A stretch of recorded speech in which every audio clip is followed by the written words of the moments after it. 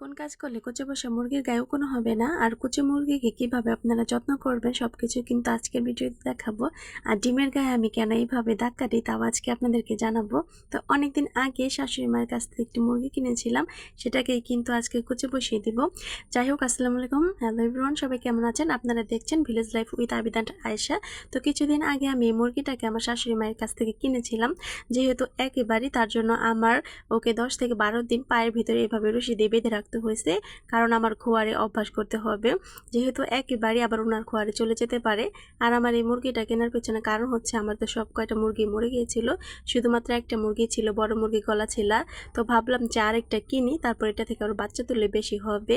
তো দেখুন, বেঁধে রাখতে রাখতে কিন্তু আমি আবার এই খাঁচার ভিতরে ওকে মুরগও দিয়েছিলাম, মুরগ সহ কিছুদিন আটকে রেখেছি। তারপর কিন্তু এখন আমার খোয়ারের অভ্যস্ত হয়ে গেছে আলহামদুলিল্লাহ। তো ডিমও পাড়া শুরু করে দিয়েছিল, ডিম পাড়তে পারতে আবার কি করছে, উম্মু এসে পড়েছে।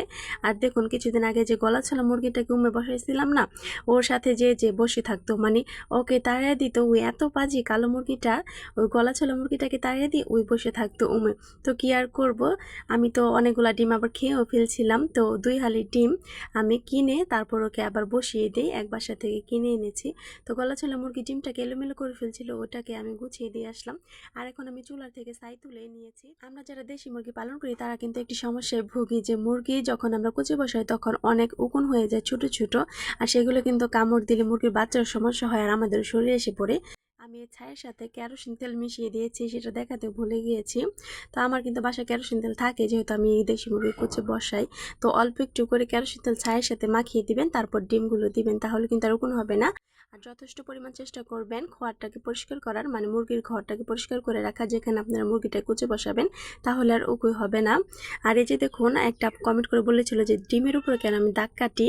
হয়তো আপু আমার ফুল ভিডিওটা দেখেনি, তার জন্য কমেন্টটা করেছে। আমি কিন্তু ভিডিওর মাধ্যমে বলেই দিয়েছিলাম কেন এই দাগটা দিয়েছিলাম।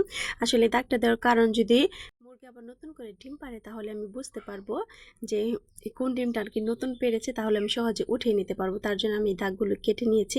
এই যে দেখুন, এখন গলা ছেলা মুরগিটা ওর জায়গায় বসে আছে, আর কালো মুরগিটা ওর জায়গায় বসে আছে। এখন যার যার ডিম নিয়ে এসে তা দিচ্ছে বাচ্চা ফোটানোর জন্য।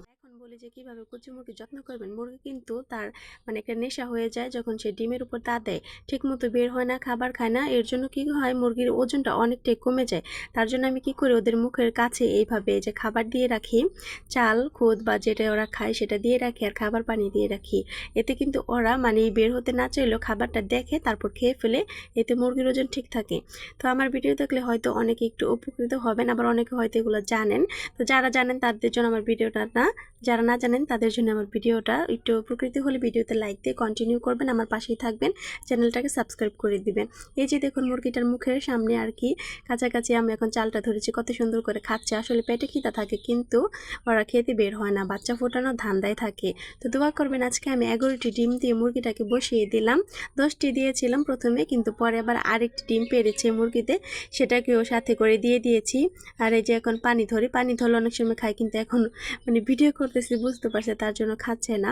তো সবাই দোয়া করবেন যাতে এই মুরগিটারও প্রত্যেকটা বাচ্চাই ফুটে বের হয়। আজকে এই পর্যন্ত, সবাই সুস্থ থাকবেন, ভালো থাকবেন, আল্লাহ হাফিজ।